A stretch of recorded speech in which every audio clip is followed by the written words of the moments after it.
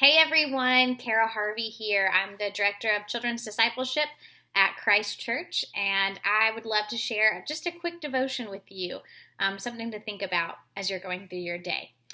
Today I want to talk about God's calling. So let's think for a minute. What is calling?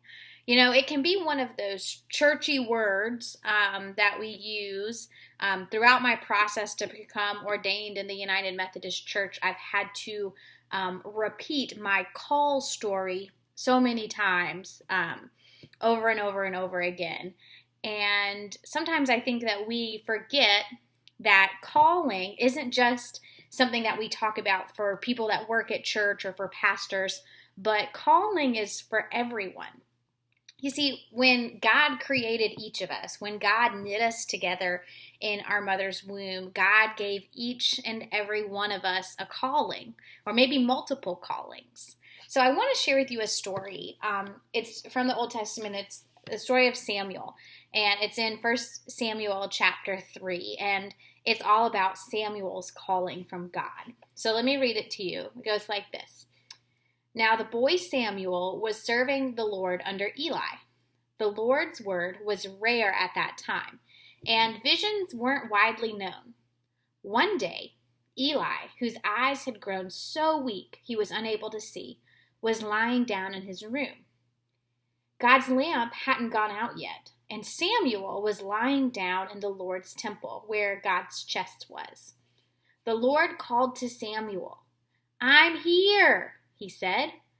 And Samuel hurried to Eli and said, "I'm here, you called me." "I didn't call you," Eli replied. "Go lie down." So he did. And again, the Lord called Samuel. So Samuel got up and he went to Eli and he said, "I'm here, you called me." "I didn't call you, my son," Eli replied. "Go and lie down." Now Samuel didn't know the Lord, and the Lord's word hadn't yet been revealed to him. At the third time, the Lord called Samuel. He got up and he went to Eli and he said, "I'm here, you called me." When Eli realized that it was the Lord who was calling the boy, he said to Samuel, "Go and lie down, and if he calls again, say, 'Speak, Lord, your servant is listening.'" So Samuel went and he lied down where he'd been, and the Lord came and stood there, just as before. "Samuel! Samuel!" Samuel said, "Speak, your servant is listening." So friends, what I find comforting about this story is that God didn't just call for Samuel one time.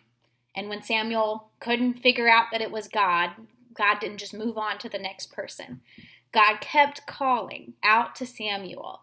And he didn't hold it against Samuel that it took him a few times to realize with the help of Eli that it was God. You know, God went on to use Samuel as a trusted prophet. He didn't hold it against him that it took him a little while to catch on to his calling.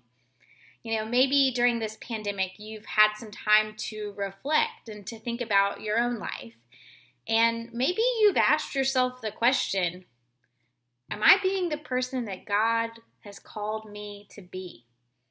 You know, the good news is that no matter what, it's never too late to lean into God's calling on our lives. You know, God's calling isn't like a special one-time, once-in-a-lifetime trip, and we either choose to go right then or we miss it. Really, I think it's more like a routinely scheduled bus line, and there's always plenty of opportunities for us to get on board. And that's comforting to me. Even if we miss the boat a few times, God is still calling us. And God is still using even imperfect people to do extraordinary things for his kingdom.